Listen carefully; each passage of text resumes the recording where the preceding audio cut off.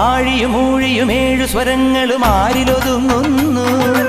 ആദിയും അന്തവും ആരുടെ കൺകളിൽ ആടിമയങ്ങുന്നു.